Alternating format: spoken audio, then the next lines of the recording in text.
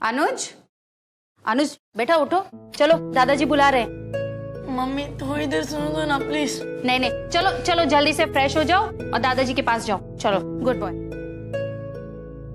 चलो चलो।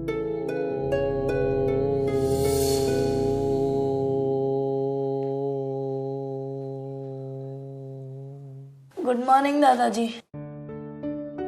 अनुज, ओम कहा करो। जब तुम किसी को गुड मॉर्निंग कहते हो तो तुम उसके लिए कुछ अच्छा नहीं कर सकते, पर जब तुम ओम कहते हो उसमें से निकलने वाला कॉस्मिक साउंड हमारे जीवन में सकारात्मक बदलाव लाता है, और उसके उच्चारण से बोलने वाला और सुनने वाला दोनों को ऊर्जा मिलती है। आप भी ना दादाजी। क्यों, मेरी बात सही नहीं लग रही है? अगर ऐसा है तो यूनिवर्स के निर्माण की बिग बैंग थियरी पढ़ लो। और वैसे भी आजकल के बच्चे साइंस पे ज्यादा यकीन करते हैं। पढ़ लूंगा दादाजी, अगर टाइम मिले तो। चलो अनुज, मेरे साथ कपालभाति करो।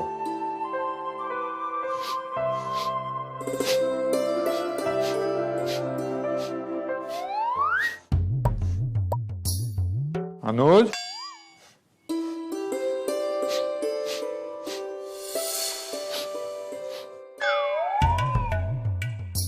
अनुज, कर तो ना दादाजी। मैं जानता हूं तुम्हें सुबह उठकर प्राणायाम करना अच्छा नहीं लगता, पर प्राणायाम और ध्यान से हमारी एकाग्रता बढ़ती है और हम हमारी अंदर की शक्तियों को पहचान पाते हैं। जी दादाजी, पर मैंने तो किसी के अंदर नहीं देखी ऐसी अंदरूनी शक्तियां।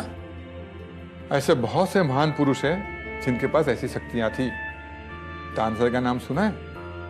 उनके पास भी ये शक्तियां थी। वो अकबर के नौरत्न वाले फेमस सिंगर? हाँ, अगर तानसेन अपने संगीत की शक्ति को नहीं पहचान पाता तो क्या मैं तुम्हारे सामने बैठ के उनसे मिसाल दे पाता? उन्होंने अपने अंदर की शक्ति को पहचाना और अपनी आध्यात्मिक शक्ति से बढ़ाया, सजाया और संवारा। उनकी एकाग्रता बुझे दीपक को भी जला देती थी। वो अपनी मन की शक्ति से राग मेघ मल्हार गाकर बारिश को बिन मौसम बरसने के लिए मजबूर कर देते थे। तो क्या हम हमारे जीवन के लक्ष्यों को नहीं पा सकते? अब मैं जाऊं दादाजी? रुको, 5 मिनट और।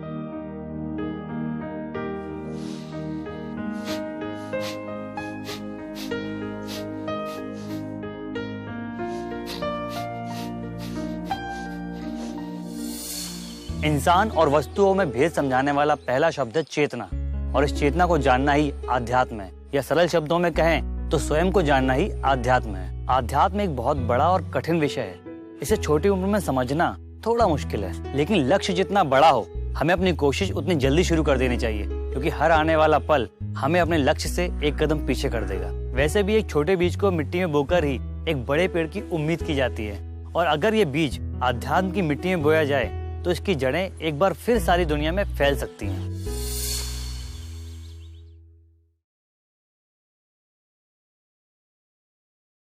मैम, आपने बुलाया था? हाँ, मैंने बुलाया था। तुम तीनों के लिए गुड न्यूज है, तुम्हारा selection inter school quiz competition के लिए हो गया है, जिसमें जीतने वाली टीम को स्कॉलरशिप मिलेगी। Really ma'am? यस। और इस कंपटीशन में आर्ट्स, साइंस, हिस्ट्री, अध्यात्म, mythology, sports, culture, cinema, geography, इनमें से किसी भी टॉपिक पे क्वेश्चंस पूछे जा सकते हैं। ठीक है, तो तुम्हारे पास 1 मंथ है अभी प्रिपेयर करने के लिए। इतने सब्जेक्ट कैसे प्रिपेयर करेंगे मैम? तुम लोग आपस में सब्जेक्ट्स डिवाइड भी कर सकते हो, तो ज्यादा आसानी होगी तुम्हें तैयारी करने में। ठीक है मैम, तो मैं माइथोलॉजी, कल्चर और अध्यात्म कर लेता हूँ। ठीक है। मैं आर्ट्स, हिस्ट्री और ज्योग्राफी कर लूंगा। ओके, तो तुम स्पोर्ट्स, सिनेमा और साइंस ले लो। तुम्हें वैसे भी साइंस में इंटरेस्ट है ना अनुज? जी मैम। ठीक है, तो चलो फिर, all the best. Thank you ma'am. Thank you ma'am.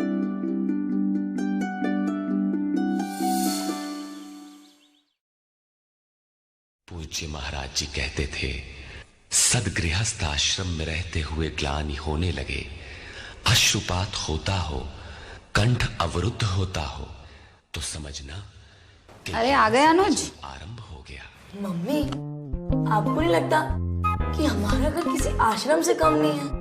मतलब सुबह सुबह 5 बजे ओम ओम, फिर हम तपस्वी लोग योगा और प्राणायाम करते हैं और दिन भर महाभारत, रामायण और भगवत कथा सुनते हैं, और बचे कुछ टाइम में दादाजी अपनी मधुर वाणी में रहीम, कबीर और मीरा भाई की दोहे सुनाते हैं। मम्मी, आपको नहीं लगता कि किसी को अपने मन मुताबिक कभी कुछ देखने के लिए मिलना चाहिए? ये सब भी जरूरी है अनुज, और पापा जी ने कभी भी हमें अपने मन मुताबिक कुछ देखने के लिए मना किया है। और वैसे भी तुम शाम को 2-3 घंटे टीवी देखते हो ना, अब हर वक्त तो नहीं देख सकते ना। सॉरी मम्मी, मैं तो भूल ही गया था कि आप तो दादाजी से दीक्षा ले चुकी हैं। उनके सपोर्ट में तो बोलोगी ही ना। रुक, अभी तुझे बताती हूँ। अनुराग में ये सब कुछ आ जाता है। उसमें धर्म, नियम, सत्संग, भाव सभी विद्यमान होंगे। अनुराग के प्रथम चरण में पारिवारिक मोह बाधक बनता है। दादाजी, थोड़ी देर म्यूजिक चैनल या कोई कार्टून लगा दो ना। बस ये भगवत जी का आखिरी अध्याय चल रहा है, इसके बाद देख लेना। तू आगे प्लीज ना दादाजी। वो देखता है कि इन मधुर। ये लो, तुम आजकल के बच्चे भी ना सिर्फ कार्टून के पीछे पड़े हो, लेकिन तुम्हें अगर कोई पूछ ले ना कि राजा परीक्षित कौन थे, तो बता नहीं पाओगे। सॉरी दादाजी। बेटा, मैं नहीं चाहता कि तुम अपनी संस्कृति को भूल जाओ। भारतीय संस्कृति और साहित्य इतने विशाल और प्रामाणिक है कि इसके महत्व को विदेश के लोग भी समझ रहे हैं और उस पर रिसर्च भी कर रहे हैं। तो हम उससे कैसे विमुख हो सकते हैं? अपनी संस्कृति और आध्यात्म को जानकर स्वामी विवेकानंद ने सिर्फ 31 साल की कम उम्र में ना सिर्फ अपने देश में बट विदेश में भी अपने ज्ञान का लोहा मनवा लिया था। शक्ति, तेज और बुद्धि की ऐसी ताकत किसी में भी आ सकती है, तुम में भी।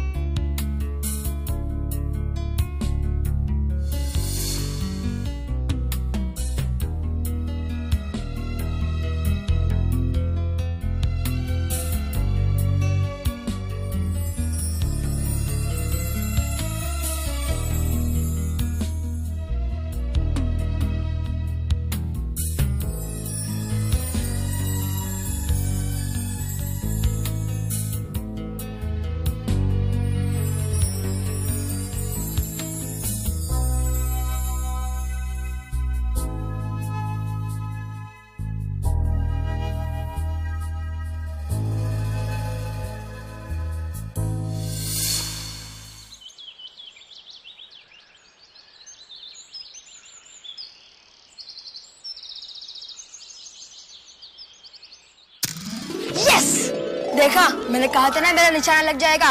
पर मैंने क्या कहा था? जिसका 3 बार लगातार निशान लगे वो है विनर। पर तुम दोनों का तो एक ही बार लगा। चलो लाओ, मेरी चांस है। ऐसे कह रहा है कि सारे के सारे निशाने इसके लगेंगे। ध्यान से खेलना।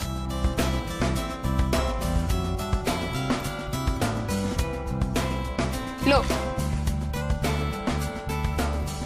मार। यस, मैंने कहा था ना नहीं लगेगा। और 2 चांस बाकी है।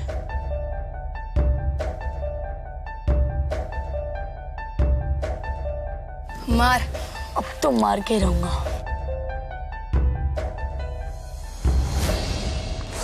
यस। लो, ध्यान से मार, लास्ट चांस है, याद है ना?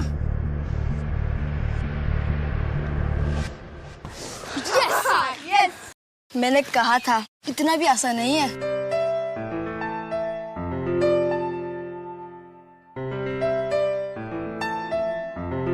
क्या खेल रहे हो बच्चों? हम निशान लगा रहे दादाजी। अच्छा, मैं भी लगाऊंगा निशाना तो। आप रहने दीजिए दादाजी, मेरा तो एक भी बार नहीं लगा, आपका क्या लगेगा? अरे बॉल तो लाओ, ये लो। देखते हैं। पहले मुझे ये बताओ कि जीतने वाले को मिलेगा क्या? दादाजी, जो जीतेगा वो हारने वालों से जो चाहे वो करवा सकता है। वाह, तब तो बड़ा मजा आएगा।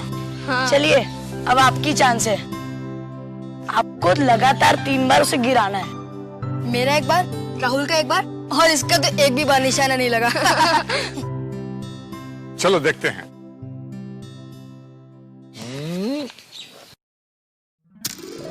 यस, लग गया? लग गया। देखा?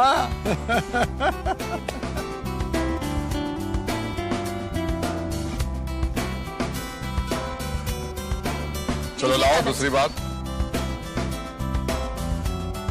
दादाजी, दूसरी बार ना आपको 5 कदम पीछे जाके मारना है।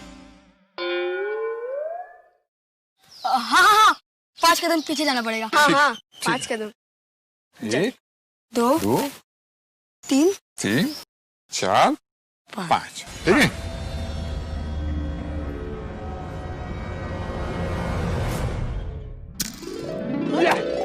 दूसरी बार भी लग गया? दूसरी बार भी लग गया, देखा?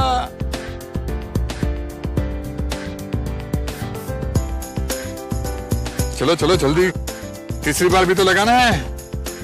लीजिए दादाजी, हो गया। दादाजी, तीसरी बार ना और 5 कदम पीछे। हाँ, और 5 कदम। हाँ, ठीक है। 1 2 3 4 और 5, बस। अब यहाँ से मारिए। यस यस, तीसरी बार भी लग गया? Third time. देखा कैसा लग गया? ये कैसे किया आपने दादाजी? ये सब बाद में, पहले मुझे ये सोचने दो कि तुम तीनों से करवाना क्या है। चलो तीनों कुकड़ू बोलो।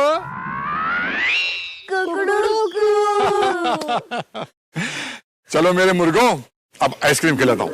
चलो सच दादाजी? चलो चलो चलो चलो। आओ आओ आओ आओ आओ। दादाजी, आपने बताया नहीं कि कल आपका निशाना 3 बार सही कैसे लगा? क्या टेक्निक लगाई थी आपने? अरे बेटा, वही टेक्निक जो मैं तुम्हें हर रोज सिखाया करता हूँ, ध्यान और एकाग्रता। ये सब उसी का नतीजा है। सिर्फ ध्यान और एकाग्रता से निशानेबाजी? मैं नहीं मान सकता। बेटा, ध्यान और एकाग्रता में बहुत बड़ी शक्ति होती है। संजय का नाम सुना है?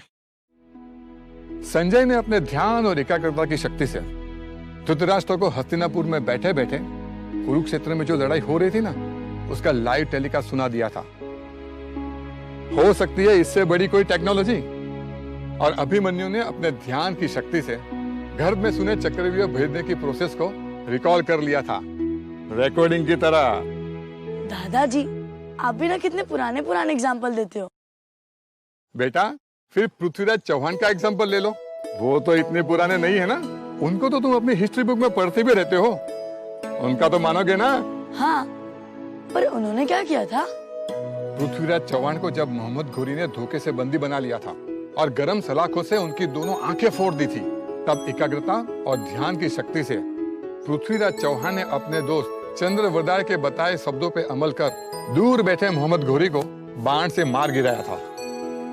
4 बांस 24 गज, अंगुल अष्ट प्रमाण, ता ऊपर सुल्तान है, मत चुको चौहान। यही है असली शक्ति।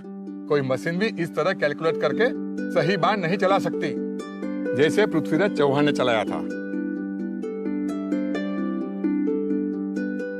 ऐसा क्या देख रहे हो? हिस्ट्री की किताब उठा के देख लो। सब सामान निकल लिख लो, काम हो गया। दादाजी मुझे अपनी बातों और सोच से कन्विंस करते रहते हैं, पर विचारों और सोच से क्या होता है? कुछ बदलता तो नहीं है ना? सोच, दिशा और दशा दोनों को बदल सकती है। साइंस भी इस बात को मानता है। हम आज जो हैं वो हमारी सोच ने हमें बनाया है। हम कल वो हो सकते हैं जो हम आज अपने बारे में सोचेंगे। शब्द मिट जाते हैं लेकिन उसके पीछे के विचार और सोच दूर तक साथ चलते हैं। अच्छी सोच और विचार विषम परिस्थितियों में भी हमारे मनोबल को थामे रखती है और दिशा और दशा को बदलने के लिए विवश कर देती है। आज सिखाई दादाजी की ये बातें अनुज के समझ के बाहर हैं, लेकिन एक ना एक दिन अनुज पर इन बातों का प्रभाव निश्चित है। बस बस बस बस बस गेम खेलने में मजा आया ना? हाँ। थक गया, मैं पानी भी गया था। हाँ।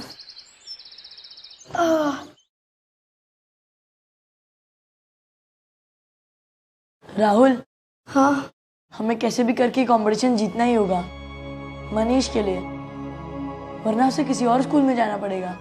क्यों? आज ऑफिस वाले सर उसे कह रहे थे कि उसकी पूरी टर्म की स्कूल फीस बाकी है। अगर उसने फीस नहीं भरी तो उसे स्कूल से निकाल दिया जाएगा, और मैं नहीं चाहता कि ऐसा हो। इसलिए हमें कंपटीशन जीतना होगा। हम पूरी कोशिश करेंगे अनुज।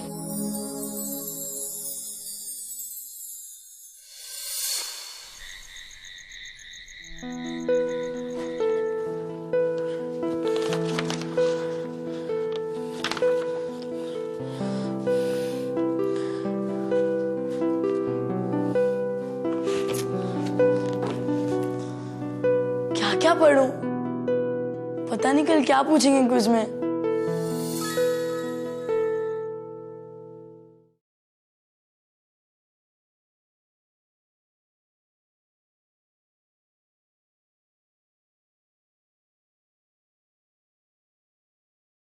क्या हुआ योद्धा, कल की परीक्षा के लिए तैयार? मुझे डर लग रहा है दादाजी। अरे ये तो अच्छी बात है, क्योंकि असफलता का डर ही सफलता की ओर लेके जाता है। रानी लक्ष्मीबाई को झांसी छीन जाने का डर ना होता तो वो कभी अंग्रेजों के सामने अकेले लड़ पाती। अंग्रेजों का गुलाम बनना उनके लिए सबसे बड़ी असफलता थी, जिसे उन्होंने अंतिम समय तक नहीं स्वीकारा। और मैं जानता हूं तुम कल अपनी परीक्षा में अच्छा ही करोगे।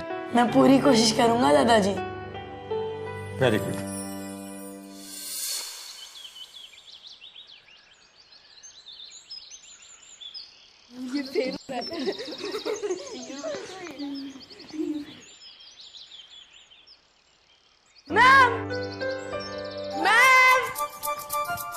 अरे वाह, तुम लोग आ गए। मैम, आज हमारी टीम जीत गई। हाँ मैम, और आज हमारी टीम सिर्फ अनुज की वजह से जीती है। उसने सारे क्वेश्चन के आंसर बिल्कुल सही दिए। अरे वाह, कॉन्ग्रेचुलेशंस। और Anuj, I am really proud of you बेटा, सही में। चलो चलो, ये गुड न्यूज हम प्रिंसिपल मैम को बताते हैं। हाँ चलो चलो चलो चलो।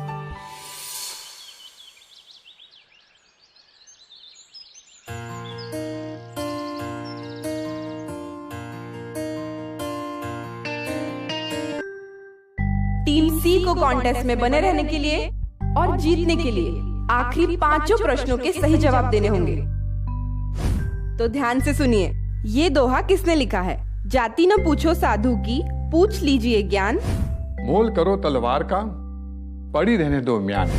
कबीरदास जी ने कहा है। कबीरदास। Right answer. ओके, अगला क्वेश्चन है, धृतराष्ट्र को कुरुक्षेत्र के युद्ध का आंखों देखा हाल किसने सुनाया था? संजय ने अपने ध्यान और एकाग्रता की शक्ति से धृतराष्ट्र को हस्तिनापुर में बैठे बैठे कुरुक्षेत्र में जो लड़ाई हो रही थी ना, उसका लाइव टेलीकास्ट सुना दिया था। Sanjay. Very good. Third last question, जो शायद कुछ टीम्स के लिए डिफिकल्ट हो सकता है। तानसेन द्वारा किस राग के गाने से बिन मौसम बारिश हो जाती थी? वो अपनी मन की शक्ति से राग मेघ मल्हार गाकर बारिश को बिन मौसम बरसने के लिए मजबूर कर देते थे। राग मेघ मल्हार। वेरी नाइस टीम सी। और इसी के साथ टीम सी की गेम में वापसी हो गई है। सेकेंड लास्ट क्वेश्चन पूरे सिनेरियो को बदल सकता है।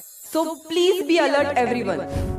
हमारे ब्रह्मांड या यूनिवर्स की उत्पत्ति की थ्योरी को हम किस नाम से जानते हैं? क्यों, मेरी बात सही नहीं लग रही है? अगर ऐसा है तो यूनिवर्स के निर्माण की बिग बैंग थियरी पढ़ लो। Big bang theory? Unbelievable, right answer. Team C ने तो गेम को बदल ही दिया है। टीम ए और टीम सी के बीच टाई हो गया है। Last and tie breaker question के पहले मैं आपको बता दूं कि अगर कोई टीम बजर प्रेस कर गलत जवाब देती है तो दूसरी टीम अपने आप जीत जाएगी। यहाँ सिर्फ आपके दिमाग की ही नहीं बल्कि आपकी एकाग्रता की भी परीक्षा है। तो आखिरी प्रश्न है, पृथ्वीराज रासो के रचयिता कौन है? पृथ्वीराज चौहान को जब मोहम्मद घोरी ने धोखे से बंदी बना लिया था और गरम सलाखों से उनकी दोनों आंखें फोड़ दी थी, तब एकाग्रता और ध्यान की शक्ति से पृथ्वीराज चौहान ने अपने दोस्त चंद्रवरदाय के बताए शब्दों पे अमल कर दूर बैठे मोहम्मद घोरी को बाण से मार गिराया था। चंद्रवरदाय, राइट आंसर।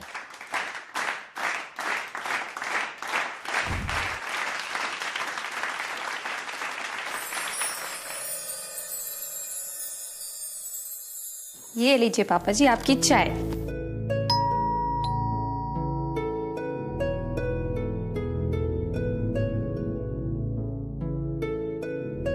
अरे आ गया अनुज। और कंपटीशन का क्या हुआ? अरे होना क्या है, जीत गया हमारा अनुज। अरे आपको कैसे पता चला दादाजी?